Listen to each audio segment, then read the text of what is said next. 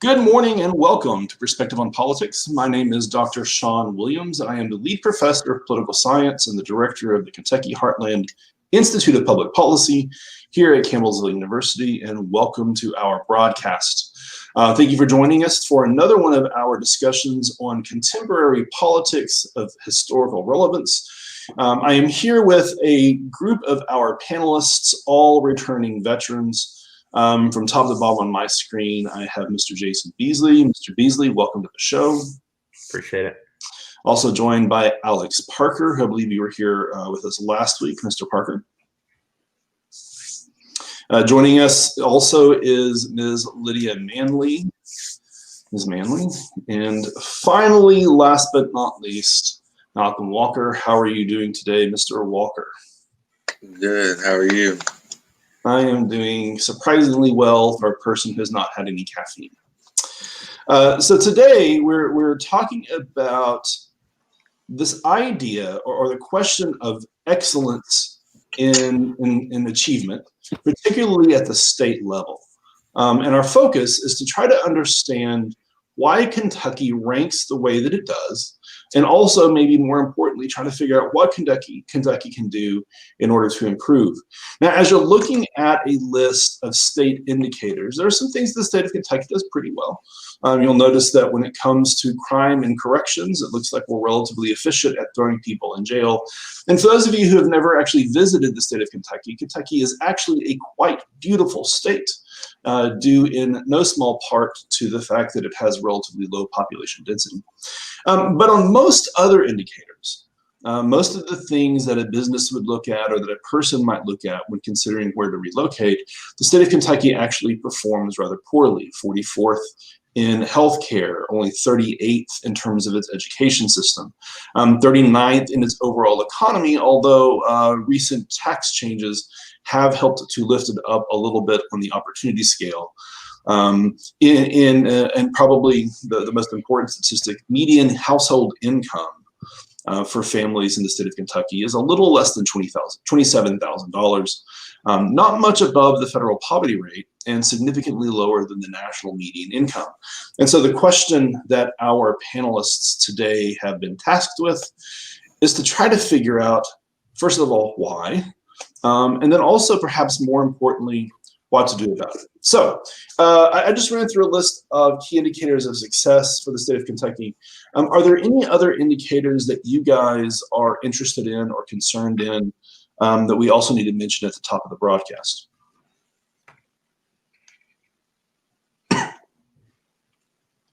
So one thing that I looked at was unemployment rate.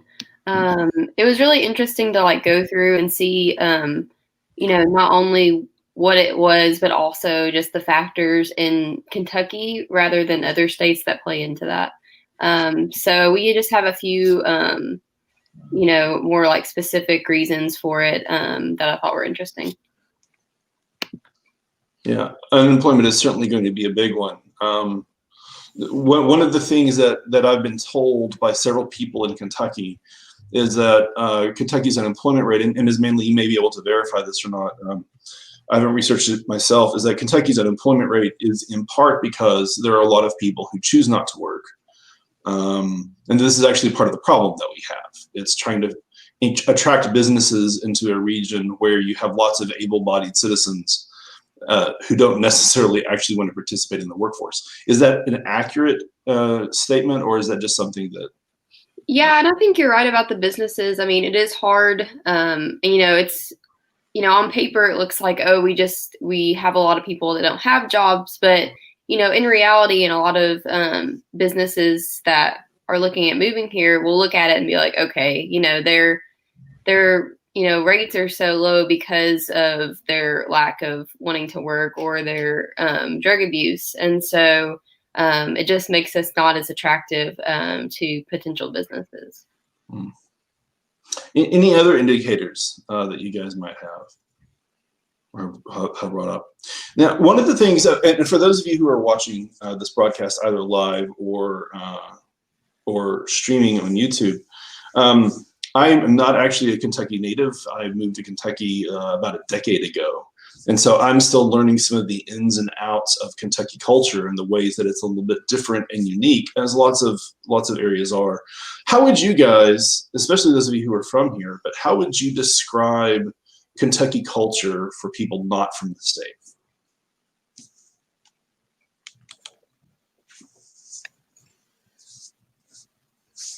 Yeah, Kentucky culture. I mean, I don't want to put it too much into a box, but this idea of the evangelical Christian conservative is very prevalent here. A lot of people have these traditional values that they get from church specifically.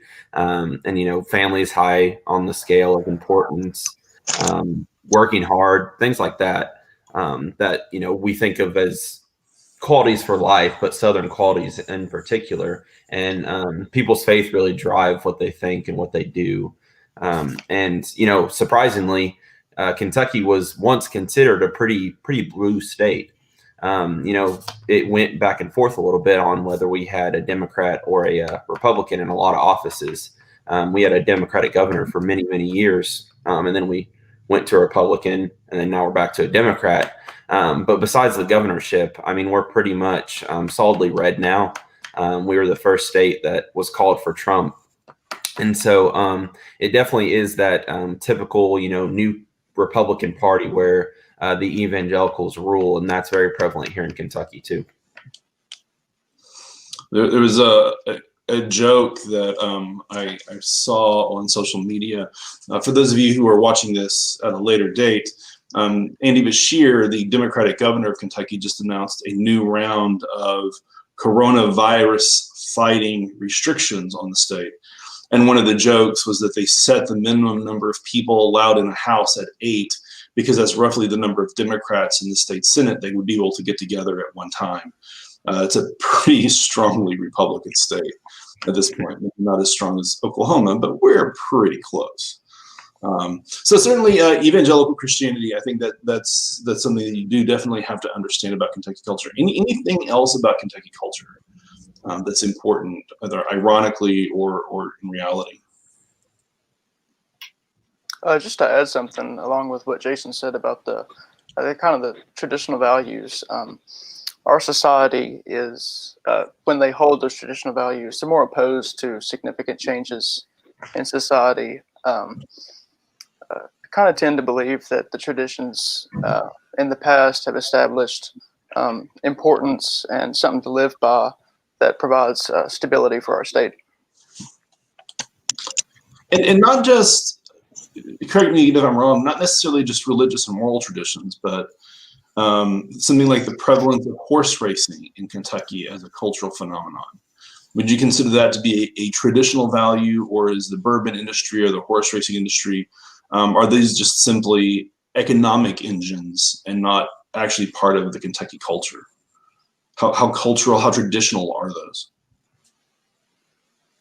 I would definitely classify those as traditions, something that the state's known for, and something that we take pride in, along with agriculture and farming when it comes to traditional values, including family. A lot of farms are passed down generations.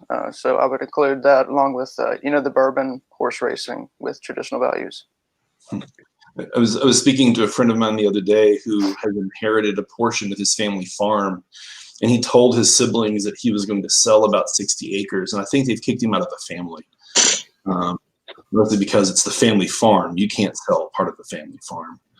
But so coming back to this idea of, you described it as being a relatively culturally evangelical state. You described it as being a fairly traditional state. Does this play a role not only in the partisanship of the state, but can you point to specific policies, public policies, specific political behaviors, things that the government does that you can trace back to evangelicalism or traditional conservatism? There's probably You go, Malcolm. there's probably like situations and of things that point back to moral way of certain moral way of living or traditional way I remember when the gay marriage law was passed, and there was a whole lot of people related to the court that were opposed of, giving marriage license to gay couples, and that was a big situation that happened in Broward County. There was a woman that was in the court that wouldn't give, gay couples their marriage license. So that's just one big thing that like sticks out to me to kind of reminds Kentucky of being that traditional state. And I believe Kim Davis, the woman that you alluded to, I believe she actually ran for public office and lost. After that, is that correct? I don't remember for sure, but I think that's accurate. Anything else, Mr. Beasley? Did you have something? Yeah, I think it's really important to realize for Kentucky that when you look at the national stage, especially the relationship between Republican, Democrat, or the polarization of the parties, I think it's important to realize that that's not really an accurate representation of what it's like here in Kentucky. Of course, there's some polarization between the two parties. Of course, they don't get along. I mean, obviously, the Republicans win most of the time because they have a large majority. But I think it's also important to realize that most of the Democrats, besides, some of the, in larger cities, and with the exception of a few, including more younger Democrats, but most of the Democrats in Kentucky, especially the older ones, are a lot closer to socially what a Republican would be, right? They're very, I would call them conservative Democrats.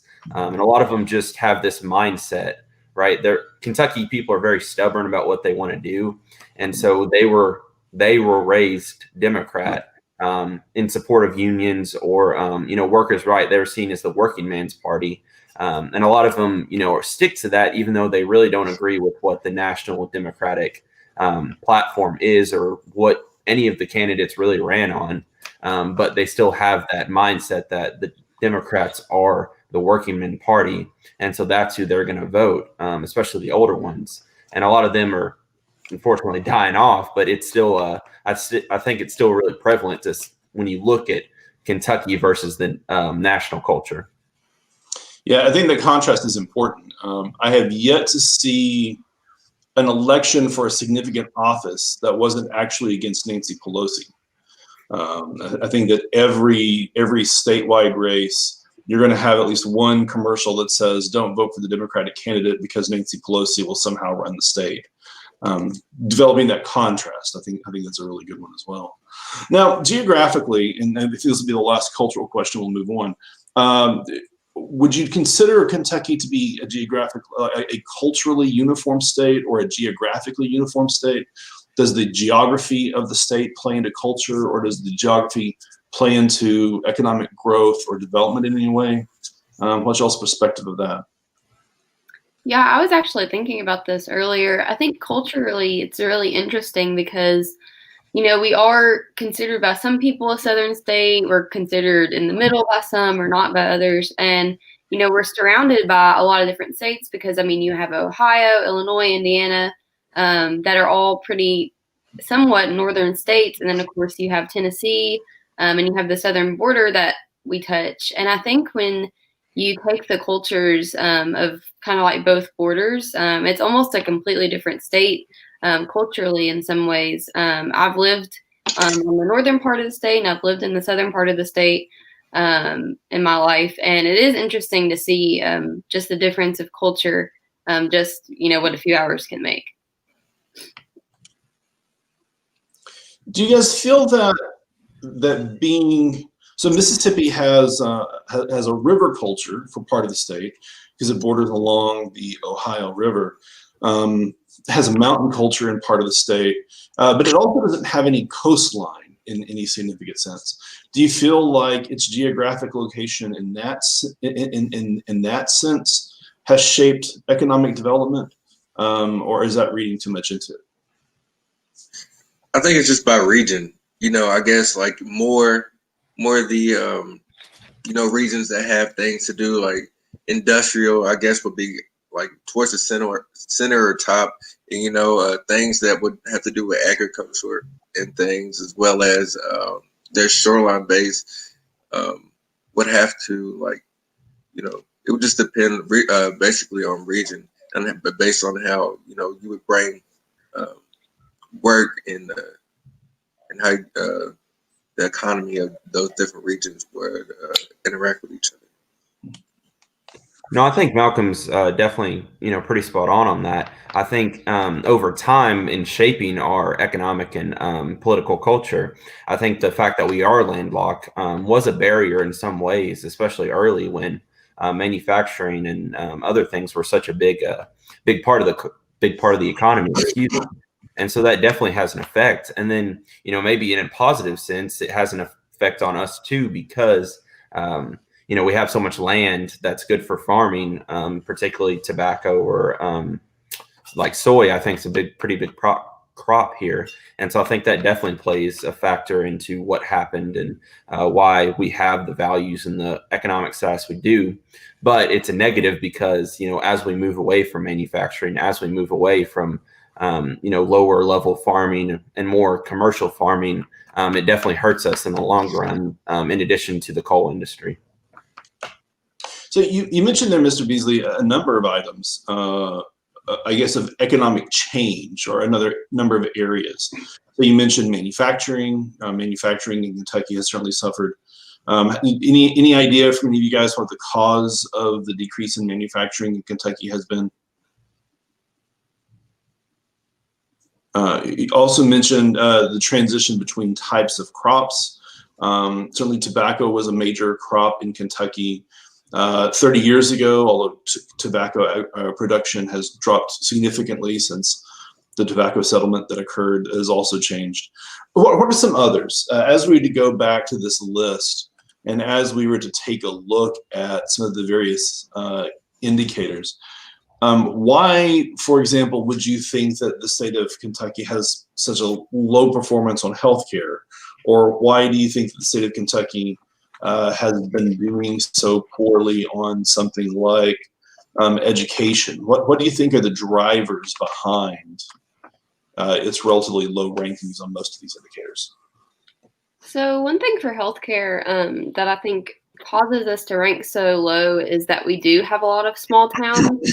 And a lot of these small towns do have hospitals, of course, but they're definitely not advanced. They're not up to par. I know the hospital in my town, you can't even have a baby at the hospital. You have to drive 30 minutes away to have a baby. And so I just think stuff like that in our healthcare system, maybe not necessarily the financial part of it, but just the technology of it all, I think really hurts us.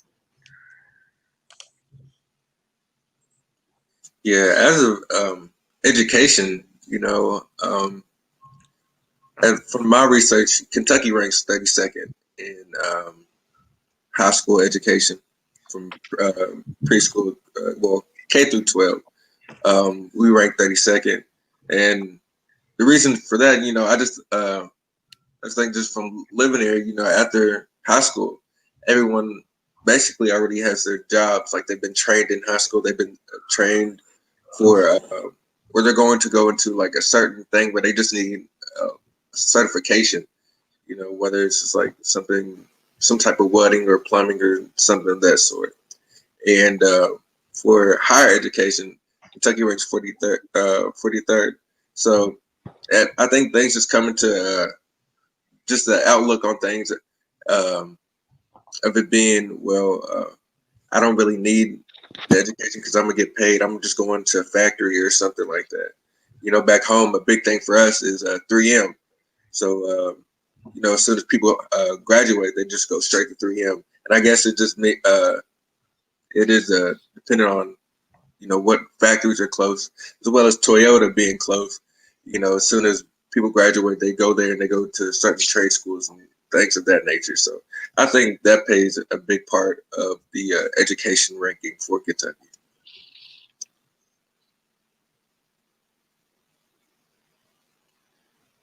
Oh, you're muted.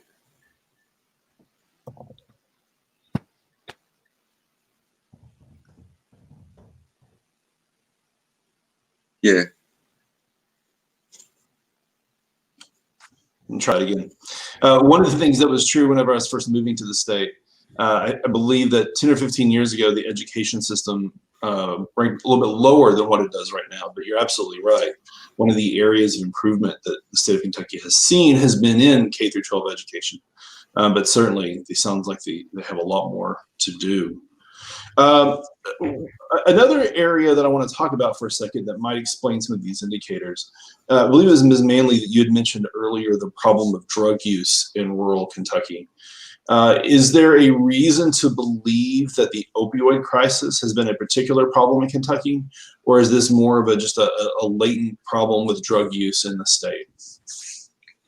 Yeah, I mean, definitely think it's a problem. You can see a lot of lawmakers in Washington, from Kentucky especially, hitting hard on this problem, and it's only grown in recent years, as many people can see.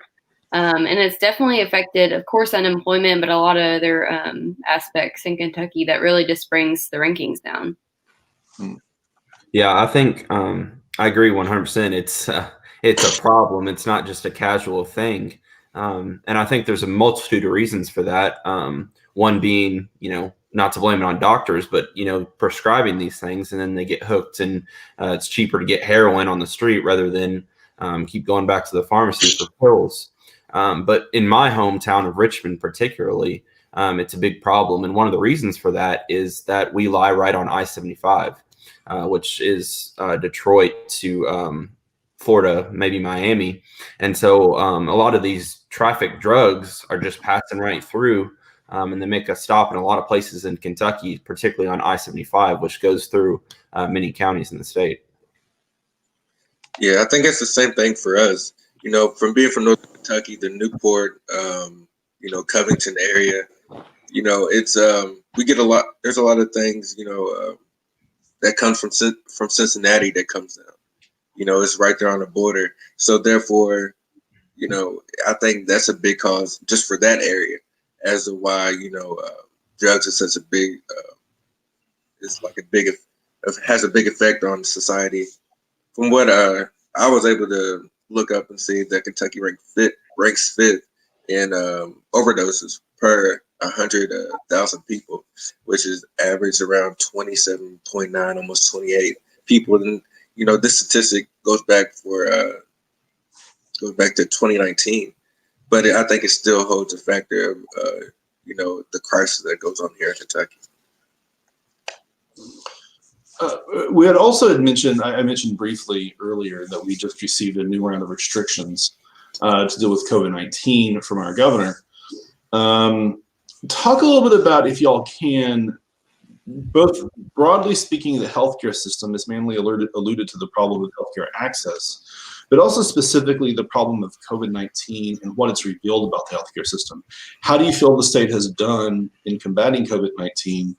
And do you think that the healthcare system has been stressed as a result of this disease?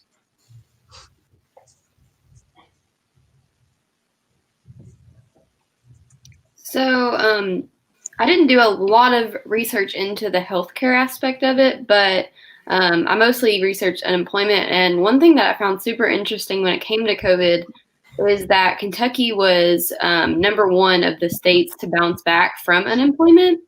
And there are a lot of different, speculations as to why that is. It was really hard to find a certain reason that people thought. It was mostly just reported as that.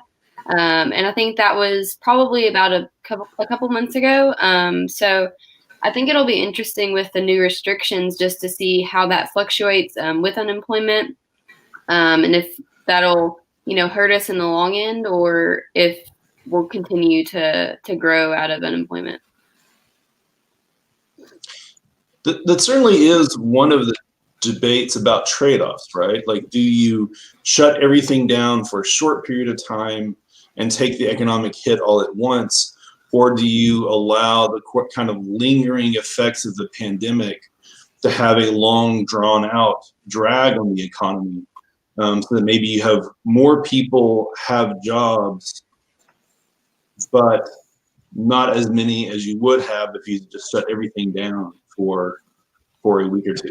It certainly seems to be a problem. So let's talk about now. I think we've done a pretty good job of setting up the stage of the cultural and the geographic and the economic and the healthcare factors that might create a problem for Kentucky. So let's talk about some of the solutions. In y'all's research, what have y'all found to be some of the suggestions of other ways to transform Kentucky economy and culture, or to just simply provide additional revenue to the state so that it can help to deal with some of these factors? What did y'all find?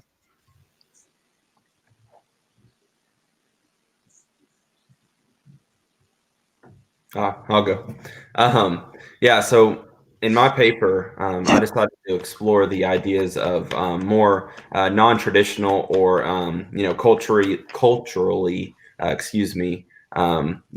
negative things, at least that we would see to boost the economy, such as the legalization of marijuana and then sports gambling legalization specifically.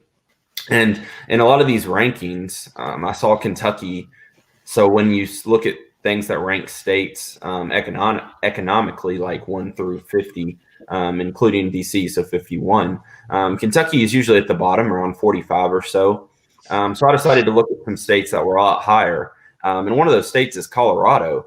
And Colorado is infamous for their marijuana policies, specifically in 2014, legalizing it for recreational use.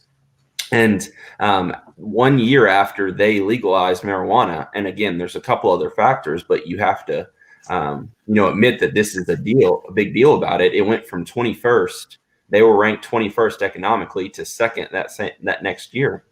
And in just the 5 years that they've had it legal and open for business, they've raked in $927 million in tax revenue. And then 2019 alone, that was $302 million in tax revenue. And they've used that to fund infrastructure. They've used that to fund education, and it's really worked out for them. And so, yeah, I think that's definitely a possibility, especially if we're looking for more tax revenue, because that's something we desperately need.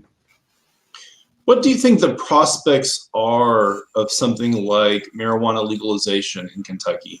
And keeping in mind, there are 3 different ways of thinking about it. You have industrial hemp production, which I think Kentucky has experimented with, but you also have medicinal marijuana use and then full legalization.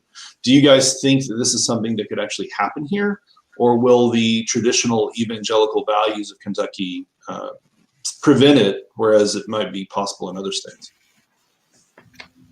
I think before we would allow it, I think we would have to see a lot more states that have traditional values like us accept it first. And then I think more people would feel better about it. I don't think that we would be the first more traditional red state to accept it, but it'll be interesting to see who the first is. No, I think we're a long way off from it. I mean, no doubt about that. And I think if we ever, recreational speaking, we're a very long way, but we're actually falling behind, I think, in terms of medical use. I mean, a lot of our border states, and I think Tennessee has it legal for medical use, and some of the other ones. So I think we're falling behind even in the category of traditional states. And I think there's hope. Because the numbers of people support it. 60% support it for any circumstance of legalizing marijuana. And I think it was about 90% supported it medically. And then, another 2/3 support legalizing of sports betting. And so I think the tide's changing, the opinion's changing. Those are both up from even 5 years ago. The problem's really just the legislators who don't want to support it, and have had bills in their houses to vote on it. But I think they're still restricted by some of those values and some of their voters, particularly the Republican ones. And so I think we're a pretty long way off, but I think the first step will definitely be to catch up with most of the country and legalize medical. I'd had a conversation with a couple of people who are more experts on this than I am. And their argument was that the time from legalization for medicinal purposes to the time to full legalization is on average about 5 years. And in fact, I heard a speech that a candidate for governor, who ultimately was eliminated in the primaries, gave. But his argument was that you cannot effectively address the opioid crisis unless you're willing to legalize marijuana because you need to have a safer, cheaper legal substitute if you want to give people a chance to get off of something that is more deadly. But again, not necessarily something that I'm an expert in. So turning to another issue that people have pointed to as being a problem for Kentucky.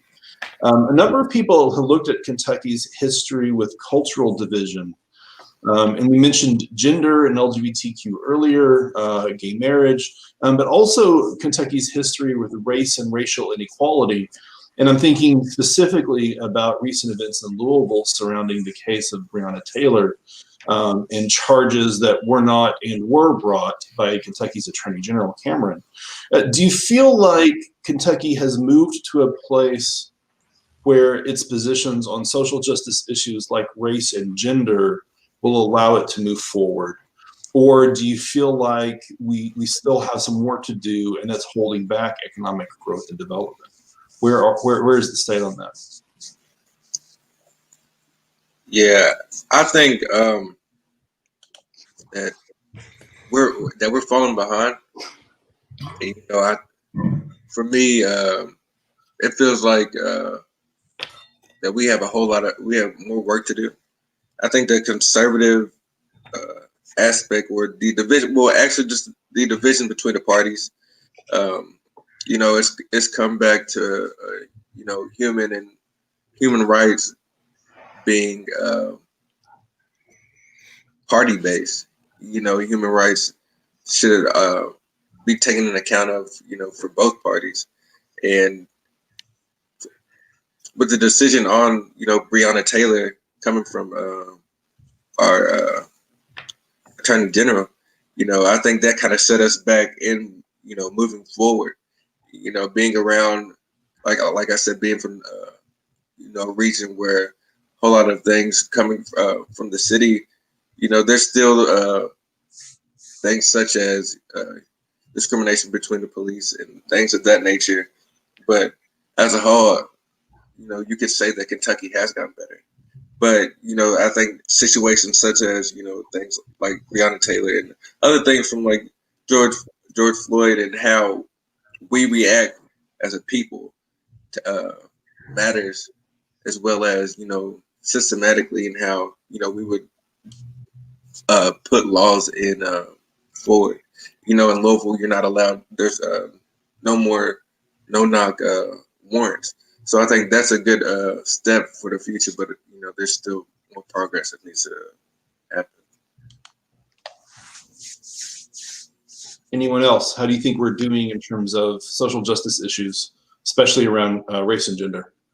Yeah, I would agree with what Malcolm said, that we have made some progress, but Kentucky does have a way to go. I think that we have a barrier that exists because of the traditional political culture that we have. When you have a culture that the goal is to maintain like an old social order, and that is kind of opposed to any kind of you know, significant change, that does kind of set a bar for how far that we can go when it comes to social justice.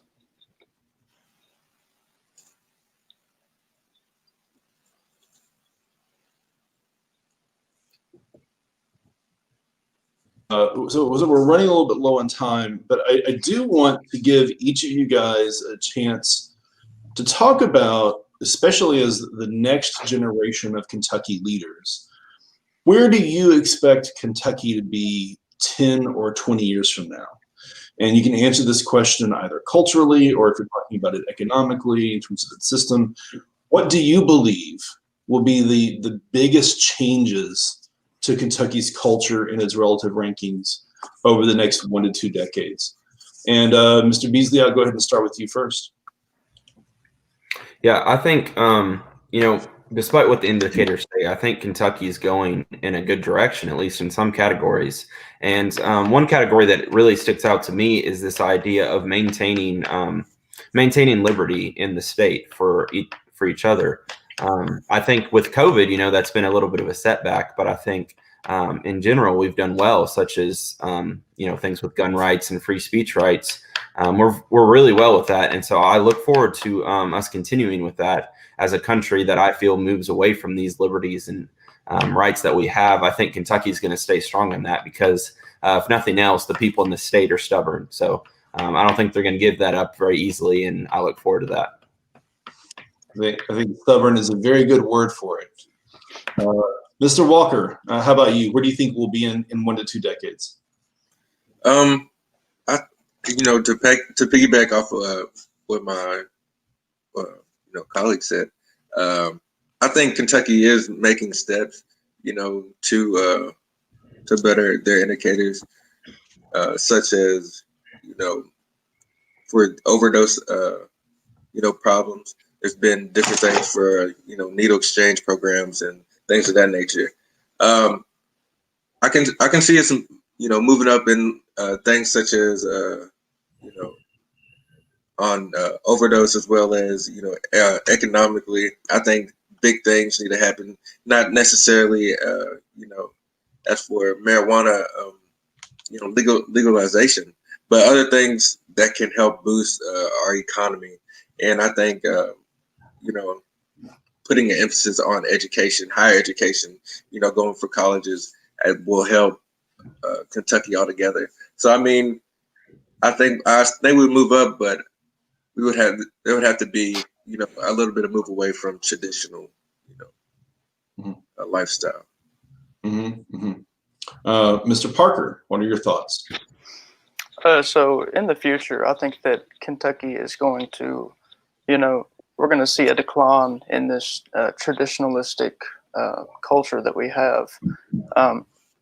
One thing that I did look at was that younger generations are going through kind of dysfunctional families more so than ever before, and they're turning to community for that sense of family. And I think that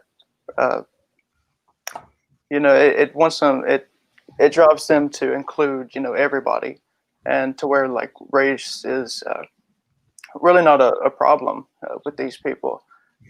I think that this fact that states are becoming more populated and urbanization's increasing, that traditional values are going to, fade. And I think we're going to see a more progressive movement in the state. And I think that we're already seeing that with, small rural areas. You see protests that you wouldn't expect to see 20 years ago.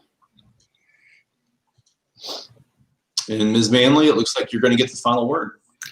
Yeah, so something that I think will be really interesting to look at just in the next couple of years is really the leadership. The Kentucky people have voted in, a pretty progressive governor.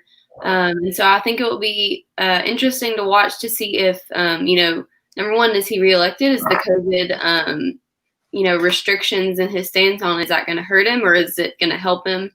And so will we, continue to elect more progressive leaders and move into this new phase of Kentucky, or will we kind of stick with our traditional values? So I think who we have in leadership is a pretty strong indicator of that. And as I said, it looks like you have the final word.